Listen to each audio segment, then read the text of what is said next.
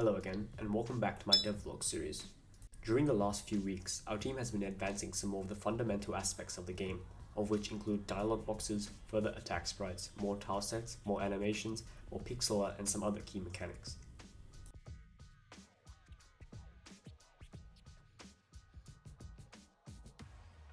The first thing we wanted to improve on was our lack of game mechanics, so we began by implementing a minimap that would show a top-down and more zoomed-out view of your surrounding area.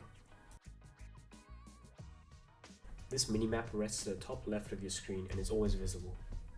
Our game has an objective/quest system in which a player may need to travel towards some other object. To simplify this, we also appended a guidance system in the form of an arrow which rotates around the minimap and points in the direction that the player needs to go.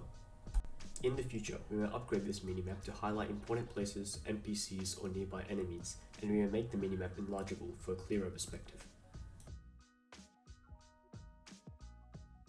As with most interactable games, there is usually a frequently used dialogue system used by players to gain information from and interact with NPCs. Although we have not yet designed the interface for this module, we have currently implemented placeholders to simulate these graphical objects and scripted these instead. Another very obvious fundamental of any fighting game, quite frankly, is a fighting system and animations for it. And as demonstrated in the previous vlog, we already had a simple melee system intact, of which we have now added a sword swinging animation to. In future, we hope to create more animations to induce combat with a more dynamic sequence of attacks rather than a single swing, which is more boring than my voice. And I've forgotten to mention that we still haven't created any enemy animations, so it's still just our player but thick. Though a bit more complex than the melee attack system, we have also advanced in the development of a ranged attack system which includes a bow and arrow.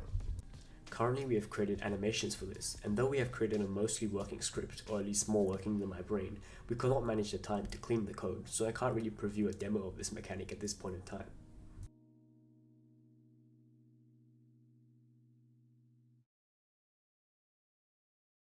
What we do here is go back.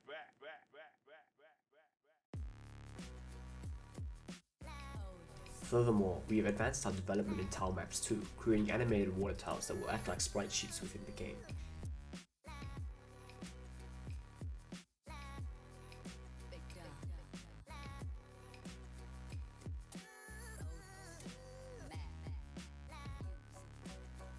Also, more infrastructure and ground tiles were made, including a palace, stall, stairs, cobblestone, and Japanese stone tiled floors.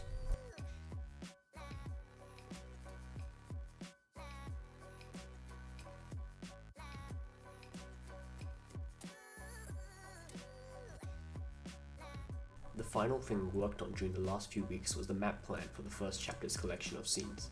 The player will begin in front of the palace and move through scenes to accomplish tasks and objectives. The red lines that pattern the town scene on the bottom left serve to represent the roads and pathways that the player can move through.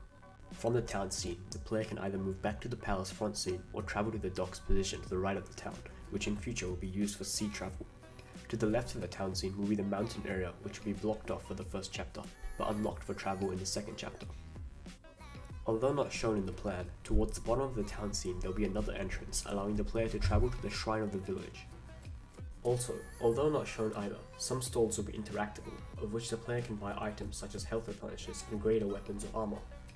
I think that wraps up our second vlog, and I would like to apologize for this late upload of not much progress, as most of our team had exams recently, so there was a good week or two of minimal progress. Thanks for watching, and by the next vlog we hope to have some of the story implemented into the game itself.